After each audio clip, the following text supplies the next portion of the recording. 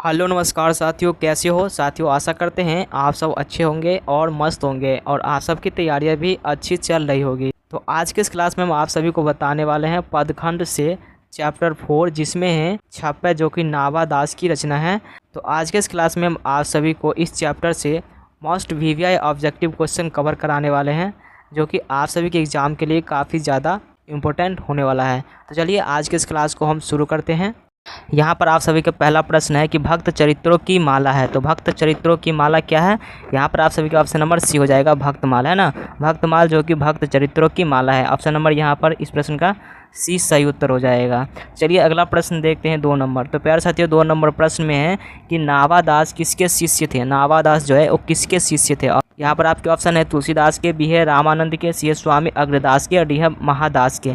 तो यहाँ पर आप सभी के जो सही उत्तर हो जाएंगे ऑप्शन नंबर सी हो जाएंगे, स्वामी अग्रदास के ना। नावादास किसके शिष्य थे? तो स्वामी अग्रदास के। यहाँ पर आप सभी के ऑप्शन नंबर जो है सी सही उत्तर हो जाएगा। चलिए अगला प्रश्न देखते हैं 3 नंबर। तो प्यारे साथियों 3 नंबर प्रश्न में है कि कबीरदास किस शाखा के कवि है। कबीरदास जो है किस शाखा के कवि है। ऑप्शन है सगुन शाखा के, बी है निर्गुण शाखा के, सी है सर्वगुण शाखा के, डी है इनमें से कोई नहीं। तो प्यारे साथियों इस प्रश्न का जो सही उत्तर हो जाएगा ऑप्शन नंबर क्या हो जाएगा, बी हो जाएगा, निर्गुण शाखा के, है ना। कबीरदास किस शाखा के कवि हैं? तो निर्गुण शाखा के। ऑप्शन नंबर इस प्रश्न का जो है बी सही उत्तर हो जाएंगे। चलिए अगला प्रश्न देखते हैं 4 नंबर। तो 4 नंबर प्रश्न में है कि नावादास किस काल के कवि थे। नावादास जो है किस काल के कवि थे। तो प्यारे साथियों नावादास जो थे वो भक्ति काल के कवि थे। यहाँ पर आप सभी के ऑप्शन नंबर ए सही उत्तर हो जाएंगे, है ना।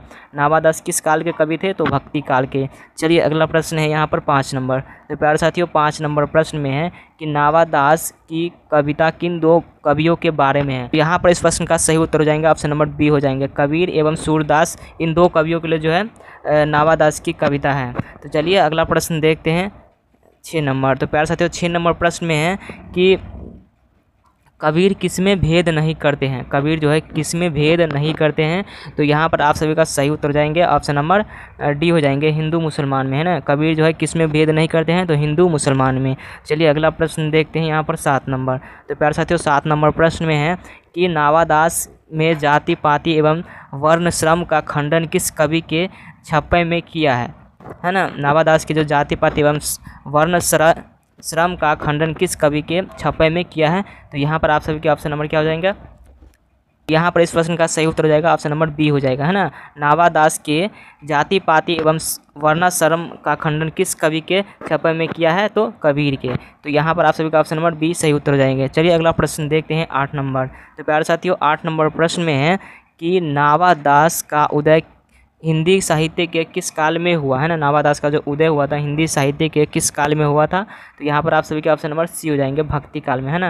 नावादास का उदय जो हुआ था हिंदी साहित्य के भक्ति काल में हुआ था। यहाँ पर आप सभी के ऑप्शन नंबर सी सही उत्तर हो जाएंगे। चलिए अगला प्रश्न देखते हैं 9 नंबर। तो प्यारे साथियों 9 नंबर प्रश्न में है कि सबके हित का वचन कौन कहता है ना। सबके हित का वचन कौन कहता है, ये पाठ के अनुसार है। तो सबके हित का वचन कौन कहता है, यहाँ पर आप सभी का सही उत्तर हो जाएंगे ऑप्शन नंबर भी हो जाएंगे, कबीर। सबके हित का जो वचन कौन कहता है? तो कबीर। चलिए अगला प्रश्न देखते हैं यहाँ पर 10 नंबर। देखिए 10 नंबर प्रश्न में है कि नावादास का अस्थाई निवास कहाँ था। नावादास का जो अस्थाई निवास था कहाँ था। तो यहाँ पर आप सभी के ऑप्शन नंबर क्या हो जाएंगे, ए हो जाएंगे, वृंदावन में, है ना। नावादास का स्थायी निवास वृंदावन में था। यहाँ पर आप सभी के जो है ऑप्शन नंबर ए सही उत्तर हो जाएंगे। चलिए अगला प्रश्न देखते हैं 11 नंबर। तो प्यारे साथियों 11 नंबर प्रश्न में है कि स्वामी अग्रदास नावादास के कौन थे, है ना। स्वामी अग्रदास नावादास के कौन थे। यहाँ पर आपके ऑप्शन है पुत्र, बी है शिष्य, सी है मित्र और डी है दीक्षा गुरु। देखिए स्वामी अग्रदास नावादास के कौन थे? तो दीक्षा गुरु थे। यहाँ पर आप सभी के ऑप्शन नंबर डी सही उत्तर हो जाएंगे। चलिए अगला प्रश्न देखते हैं 12 नंबर। देखिए प्यारे साथियों 12 नंबर प्रश्न में है कि संपूर्ण भक्तमाल में किस छंद की व्यंजना है। संपूर्ण भक्तमाल में जो है किस छंद की व्यंजना है। यहाँ पर आप सभी के ऑप्शन है चौपाई, बी है दोहा, सी है छपय और डी है कविता। देखिए संपूर्ण भक्तमाल में किस छंद की व्यंजना हुई है।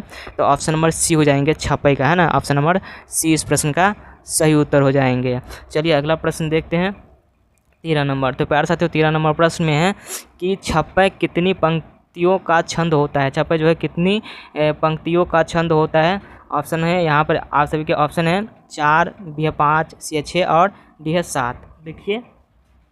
देखिए छप्पय जो है कितने पंक्तियों का छंद होता है। तो यहाँ पर आप सभी के ऑप्शन नंबर सी हो जाएंगे। छप्पा जो है 6 पंक्तियों का छंद होता है। यहाँ पर आप सभी का ऑप्शन नंबर जो है सी सही उत्तर हो जाएंगे, है ना। चलिए अगला प्रश्न देखते हैं 14 नंबर। देखिए 14 नंबर प्रश्न में है कि सर के कवित को सुनकर सभी क्या करते हैं ना। सर के कवित को सुनकर सभी क्या करते हैं। यहाँ पर आप सभी के ऑप्शन हो जाएंगे, ऑप्शन नंबर ए हो जाएंगे, सिर हिलाते हैं ना। सर के कवित को सुनकर सभी क्या करते हैं, तो सिर हिलाते हैं। यहाँ पर आप सभी के ऑप्शन नंबर जो है ए सही उत्तर हो जाएंगे। चलिए अगला प्रश्न देखते हैं 15 नंबर। तो प्यारे साथियों 15 नंबर प्रश्न में है कि कनी का अर्थ होता है, कनी का अर्थ होता है, कनी का अर्थ क्या हो जाता है, तो कनी का अर्थ क्या होता है ऑप्शन में यहाँ पर आप सभी का जो सही उत्तर हो जाएगा ऑप्शन नंबर डी हो जाएगा, है ना। विश्वास या प्रतीक, है ना। ऑप्शन नंबर जो है डी सही उत्तर हो जाएगा, विश्वास या प्रतीक, है ना। चलिए अगला प्रश्न देखते हैं 16 नंबर। देखिए 16 नंबर प्रश्न में है कि छप्पा शीर्षक के रचयिता कौन है। छप्पा शीर्षक के रचयिता कौन है। ऑप्शन है यहाँ पर आप सभी का सूरदास, बी है कबीरदास, सी है नावादास और डी है तुलसीदास। देखिए छप्पा शीर्षक रचयिता कौन है, तो यहाँ पर आप सभी का ऑप्शन नंबर सी हो जाएगा, नावादास। नावादास जो कि छप्पा शीर्षक रचयिता है। चलिए अगला प्रश्न देखते हैं 17 नंबर। देखिए 17 नंबर प्रश्न में है कि नावादास की कौन सी रचना है। नावादास की जो है कौन सी रचना है, तो यहाँ पर आपके ऑप्शन है करवक, बी है कवित, सी है उषा और डी है छप्पा। देखिए नावादास की रचना है तो छप्पा। यहाँ पर आप सभी का ऑप्शन नंबर डी सही उत्तर हो जाएगा। चलिए अगला प्रश्न देखते हैं यहाँ पर 18 नंबर। देखिए प्यारे साथियों 18 नंबर प्रश्न में है कि नावादास किस धारा के कवि थे। नावादास जो है वो किस धारा के कवि थे। ऑप्शन है निर्गुण धारा, बी है सदगुणोपासक राम भक्त धारा, ऑप्शन नंबर सी है सगुण धारा और डी है इनमें से कोई नहीं। तो प्यारे साथियों यहाँ पर इस प्रश्न का जो सही उत्तर हो जाएगा ऑप्शन नंबर बी हो जाएगा, है ना, सदगुणोपासक राम भक्त धारा। तो यहाँ पर आप सभी के ऑप्शन नंबर जो है बी सही उत्तर हो जाएगा। चलिए अगला प्रश्न देखते हैं 19 नंबर। तो प्यारे साथियों 19 नंबर प्रश्न में है कि नावादास किसके समकालीन थे। नावादास जो है वो किसके समकालीन थे। ऑप्शन है कबीरदास के, बी है सूरदास के, सी है तुलसीदास के और डी है इनमें से कोई नहीं। तो नावादास किसके समकालीन थे, तो तुलसीदास के। ऑप्शन नंबर जो है इस प्रश्न का सी सही उत्तर हो जाएगा। चलिए अगला प्रश्न देखते हैं यहाँ पर 20 नंबर। तो प्यारे साथियों 20 नंबर प्रश्न में है कि नावादास का जन्म कब हुआ था। नावादास का जो जन्म हुआ था कब हुआ था, तो यहाँ पर आप सभी का सही उत्तर हो जाएगा, ऑप्शन नंबर बी हो जाएगा। 1570 ईस्वी में अनुमानित है, कन्फर्म नहीं है, अनुमानित है कि 1570 ईस्वी में हुआ था। तो यहाँ पर आप सभी का जो है ऑप्शन नंबर बी सही उत्तर हो जाएगा। चलिए अगला प्रश्न देखते हैं 21 नंबर। तो 21 नंबर प्रश्न में है कि किसकी कविता को सुनकर कवि नावादास सिर झुका लेते हैं। किसकी कविता को सुनकर कवि जो है नावादास जो है सिर झुका लेते हैं, तो सूरदास की, है ना। सूरदास की कविता को सुनकर जो है कवि नावादास सिर झुका लेते हैं। यहाँ पर आप सभी का जो ऑप्शन नंबर ए सही उत्तर हो जाएगा, है ना।